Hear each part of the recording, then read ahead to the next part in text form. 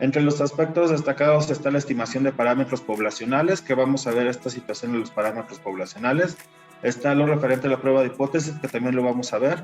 La predicción y toma de decisiones, que a final de cuentas también es parte de lo que vamos a ir desarrollando. Y la evaluación de la significancia, que también es uno de los elementos que vamos a desarrollar a lo largo de todo el curso.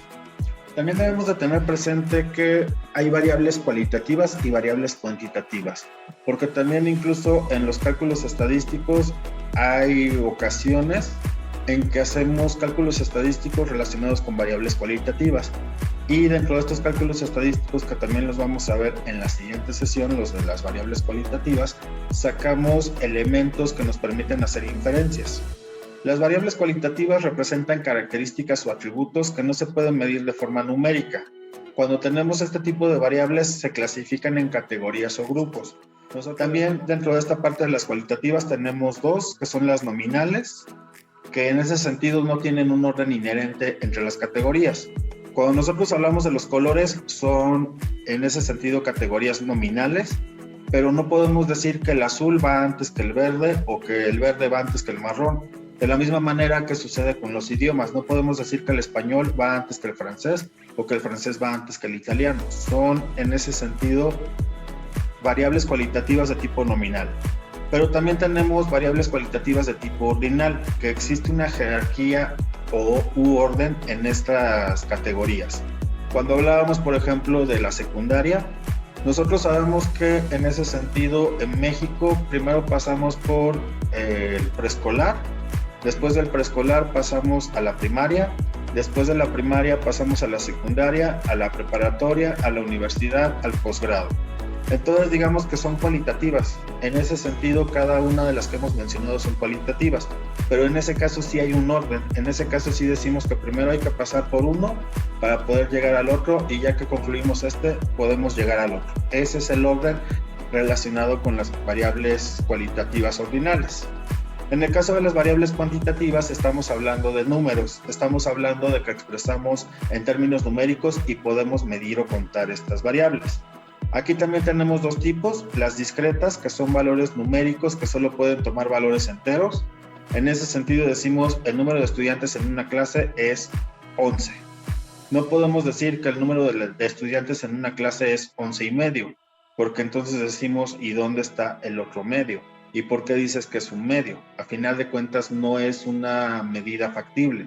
La factible es decir 11, 12, 13, 14, un número entero. También tenemos las continuas, que en ese caso toman valores en un rango determinado. Cuando nosotros hablamos de que estamos a 25.5 grados centígrados de temperatura a nivel ambiente, eso a final de cuentas tiene una connotación, y a final de cuentas cuando hablamos de que son diferentes variables, también son diferentes formas de analizar y presentar los datos. Y las cualitativas, que como habíamos dicho, sí vamos a hacer cálculos de estadística inferencial relacionados con variables cualitativas. En el caso de las cualitativas tenemos la tabulación, o sea, hacer tablas y gráficos de barras o diagramas de sectores para en ese sentido visualizar las frecuencias o proporciones de cada categoría. En el caso de las cuantitativas, lo que tenemos son medidas de tendencia central. Tenemos la media, la mediana, la dispersión. Dentro de las medidas de dispersión tenemos la desviación estándar, el rango intercuartílico. Además de ello tenemos la visualización mediante histogramas, gráficos de dispersión, entre otros. A final de cuentas, en ocasiones generamos un gráfico de dispersión y con base en ese gráfico de dispersión vamos teniendo elementos para poder ir modelando nuestra regresión lineal. Pero eso digamos que son otros elementos que vamos a ver más adelante en la siguiente sesión. Más que nada ya como que en la última parte de la siguiente sesión.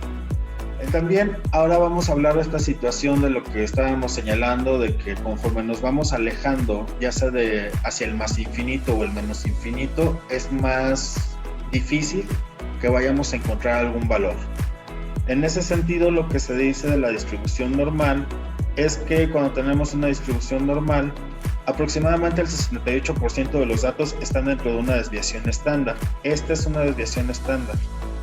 De este lado y de este lado es una desviación estándar. Aquí, en esta parte, está en el 68% de los datos. A final de cuentas, por eso en cierta forma tiene esta forma de campana, porque en esta parte de medio está en el 68%. Después de eso, ya que vemos esta situación de una desviación estándar, las dos desviaciones estándar sería aquí y acá. Ya que tenemos estas dos desviaciones estándar, lo que terminan agrupando es el 95% de los datos. Ya que tenemos este 95% de los datos, nos resta ver qué sucede con las tres desviaciones estándar. Las tres desviaciones estándar, digamos que sería más o menos aquí y acá. Y en el caso de estas tres desviaciones estándar, lo que tenemos es que en esta área que está comprendida en, digamos, de aquí a acá, está el 99.7% de los datos.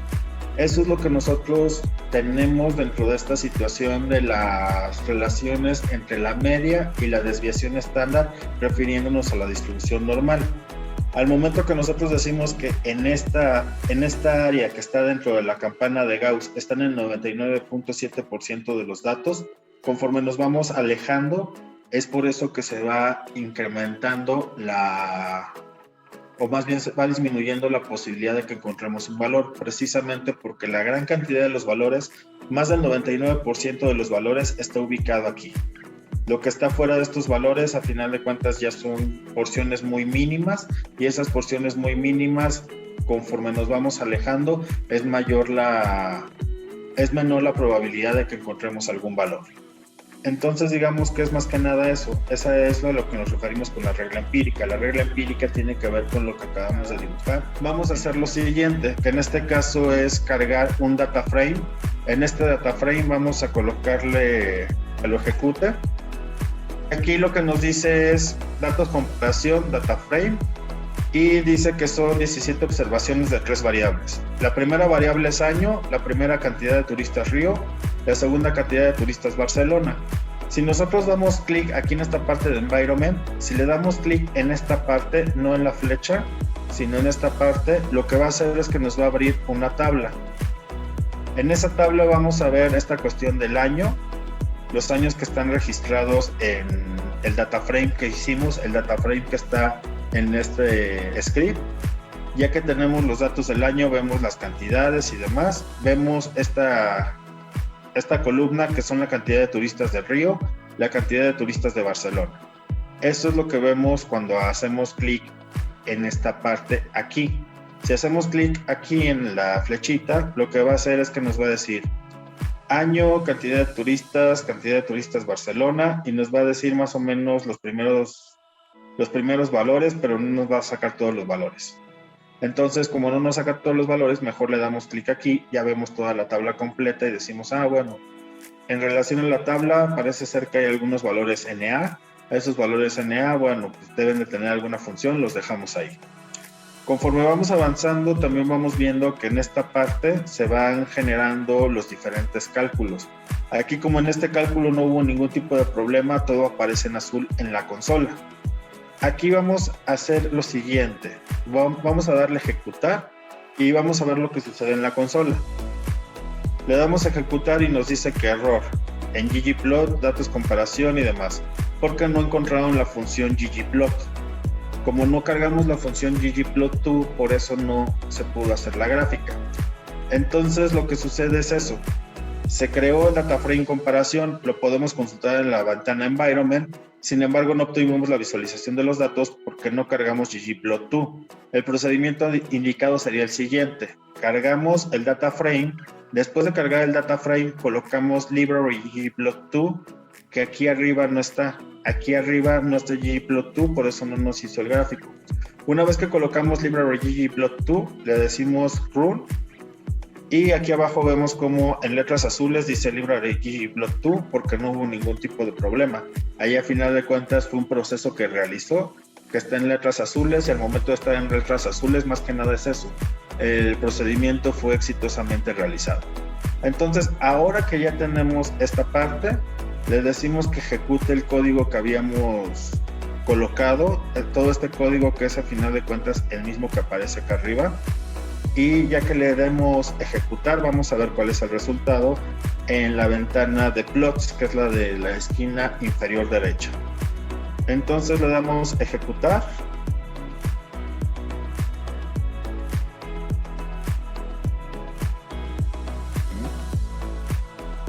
Y aquí lo que podemos ver es que aquí dice stop, que nos dice que lo interrumpamos, pero no lo queremos interrumpir. Cuando vemos que no nos ha hecho el gráfico, más que nada es porque igual está trabajando y por eso aparece aquí el símbolo que vimos de stop. Más bien la señal que aparece de stop. Aquí lo que vemos es este gráfico en donde ya aparece esta situación de la cantidad de turistas. Nos dice que cantidad de turistas en millones. Y nos dice que la línea azul es de Barcelona y la línea verde, la línea de tendencia azul es de Barcelona y la línea de tendencia verde es de Río de Janeiro, y que a final de cuentas digamos que los puntos azules corresponden a Barcelona, los puntos verdes corresponden a Río de Janeiro. Eso es lo que vemos en relación a este gráfico. Este gráfico fue desarrollado con ggplot2 y dentro de este gráfico vemos algunos elementos, podemos destacar algunos elementos, pero digamos que es más que nada eso. De momento es como ver un poco lo que es ggplot2, pero vamos a seguir con lo que sería la estadística inferencial. Entonces, la construcción de los intervalos de confianza se basa en la distribución muestral del estimador puntual. Se utiliza la distribución T de Student o distribución Z, con base en el tamaño de la muestra y las suposiciones sobre la distribución de los datos. Aquí también, antes de pasar a la siguiente diapositiva, cuando estamos hablando de un intervalo de confianza de la media del 95%, estamos hablando de que en ese sentido sobra un 5%. Lo vamos a ver en el script, pero a final de cuentas, cuando hablamos de que sobra un 95% en ese sentido, estamos hablando de que 1 sería igual a 100%. 95% sería igual a 0.95. Entonces, si 95% es igual a 95% es igual a 0.95, lo que tenemos es que para llegar al 100% nos falta un 5%. Este 5% sería igual a 0.05. Este 0.05, después cuando tenemos esta cuestión del valor de alfa, cuando tenemos un valor de alfa que es igual a 0.05, lo que nos está dando a entender es que el intervalo de confianza es del 95%. Cuando tenemos un valor de alfa que es igual a 0.01, lo que nos está dando a entender es que el intervalo de confianza sería de 99%, como aparece en esta segunda imagen. Eso a final de cuentas hay que tenerlo claro, porque en muchas ocasiones a veces nos dicen esa situación de alfa es igual a tanto, y alfa digamos que es el complemento del intervalo de confianza. Alfa se obtiene al momento de que tenemos el intervalo de confianza, pero cuando nos dicen que alfa es igual a 0.05, quiere decir que el intervalo de confianza es el 95%. Cuando nos dicen que es de 0.01, quiere decir que el intervalo de confianza es del 99%. Aparte de ello, tenemos el sexto elemento, que sería más bien que el intervalo de confianza se interpreta de la siguiente manera.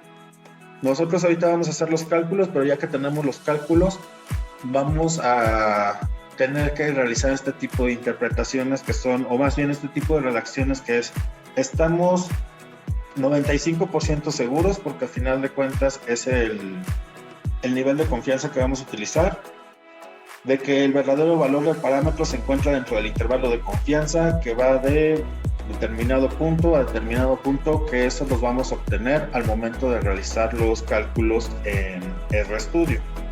Entonces, Después tenemos esta cuestión del cálculo de intervalo de la confianza para la media. Nuevamente vamos a utilizar los valores del vector X. Como el tamaño de la muestra es inferior a 30, vamos a utilizar la función t-test, o sea, vamos a utilizar la prueba T.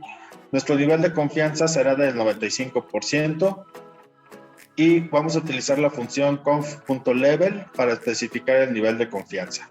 Uno es, bueno, lo que habíamos dicho que uno es 100%, así que para representar el 95 tenemos que utilizar decimales. Entonces tenemos intervalo de confianza t-test, x que es el vector X, conf level igual a 0.95. Si nosotros quisiéramos colocar un intervalo de confianza del 99, aquí tendríamos que colocar conf level igual a 0.99. Ya que tenemos este código, le vamos a decir ejecutar y le vamos a decir que, bueno, aquí nos dice que intervalo de confianza, le vamos a decir que nos imprima lo relacionado con el intervalo de confianza en la consola. Entonces aquí nos dice que a final de cuentas tenemos el rango como tal. Nos dice que está de menos 736 a 3802, que a final de cuentas eso es lo que dice aquí. En consola observamos que el intervalo de confianza estaría entre 736.836 y 3802.836. Con base en lo anterior, estamos lo que habíamos señalado, que ya que tenemos toda esta cuestión del cálculo como tal, tenemos que hacer esta redacción, que es, estamos 95% seguros de que el verdadero valor del parámetro se encuentra dentro del intervalo de confianza, y el intervalo de confianza, entre corchetes señalamos los valores. El valor negativo, que en este caso sería negativo, que es menos 736.836, y el valor que digamos que estaría del lado derecho, que en este caso es positivo, que en este caso sería 3802.836. Eso es lo que nosotros concluimos al momento de calcular el intervalo de confianza para la media.